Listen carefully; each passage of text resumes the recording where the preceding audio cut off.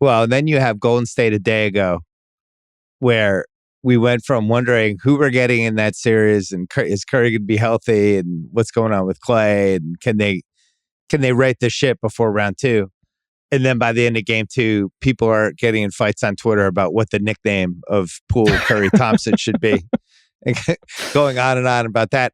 I like the lineup of death or death lineup, whatever you want to say, like 2.0, like something like that. People are trying to get 3G. I heard a PTSD, which I thought was really weird. I don't know about that one. I think here's the thing.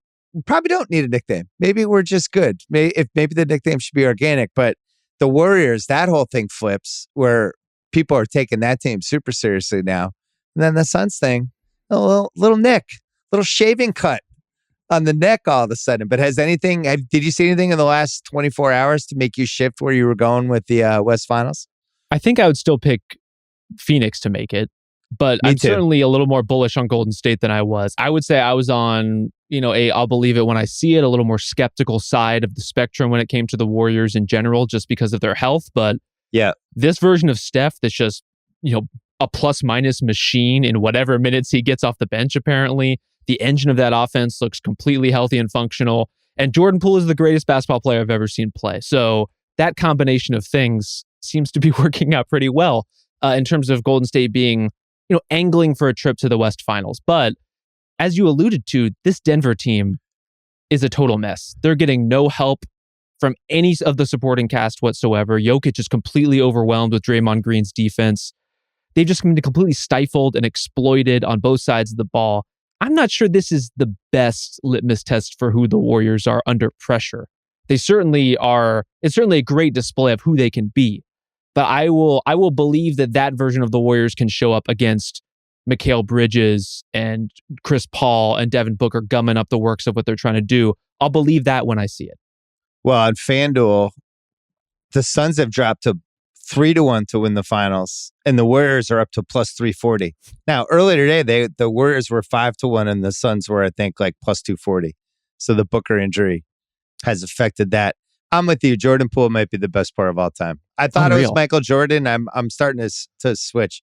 You're in the Bay. I mean, this guy was in the G League last year. That was the main reason I voted for him for most improved. He got my number one vote. And my thing is, if you were in the G League last year and now there's finals MVP odds on you a year later, I have to consider you for most improved. But was there any sign of this last year? When did you start to believe this was a real thing with him? Well, I mean, it's come in stages, right? There were signs that he could be a productive NBA player after some stints against lesser competition, against, being plugged into lineups that were injured and depleted. There were those signs. And then this is a whole different thing. I mean, he's gone through a whole journey this season in terms of when should he play? What lineup should we put him in? To all of a sudden now Draymond Green is saying from the podium, this guy's going to have to start. Like he's too good to mess around with this too much. And you put that firepower on the floor all together, it looks incredible. And the way that those guys are able to triangulate each other's positions already. And keep in mind, the combination of Poole and Steph and Clay in particular, and Draymond has played very little altogether. Yep. But all of the elements have had their moments. Poole and Steph have had a good synergy. Poole and Clay have figured it out. And Draymond is obviously just a genius in terms of connecting the dots, playing 4-on-3 and 3-on-2, all those situations. They look terrifying when they're against a team like the Nuggets. And I hope that that's the level of competition they can reach on a consistent basis.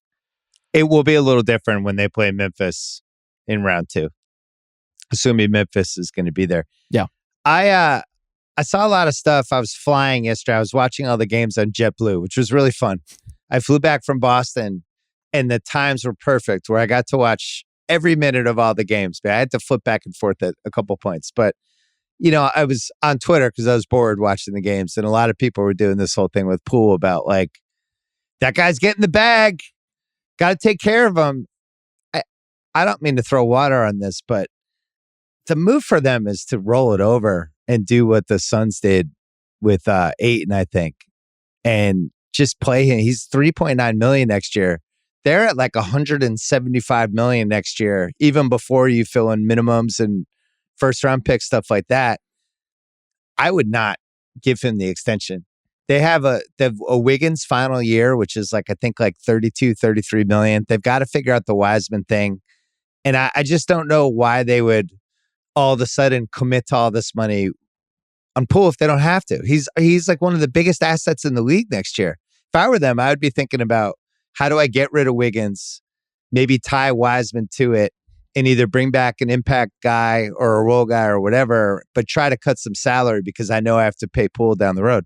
They have Clay for like 40 and 43 the next 2 years. They have Draymond coming up for an extension that they're going to have to pay up for him too.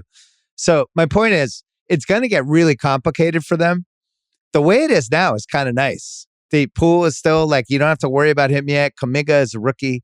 But I think it's about to get complicated. Big picture, ceiling standpoint, you think like Poole even getting better, Clay with his sea legs under him a year from now, and then Kuminga in the Wiggins spot. If Kuminga can make a jump from year 1 to year 2, which is usually how it happens in basketball, now we're really talking about a lineup of death.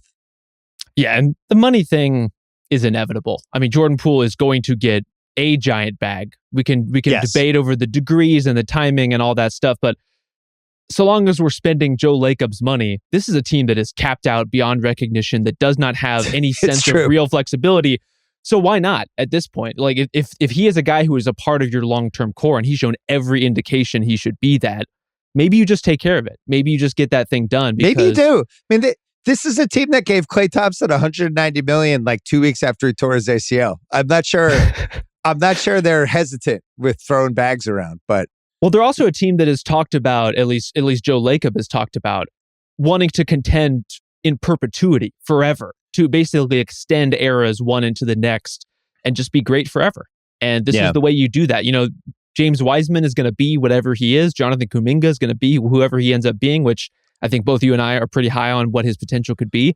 Yeah. But Poole's, he's far along. He is a playoff level contributor right now, no questions asked.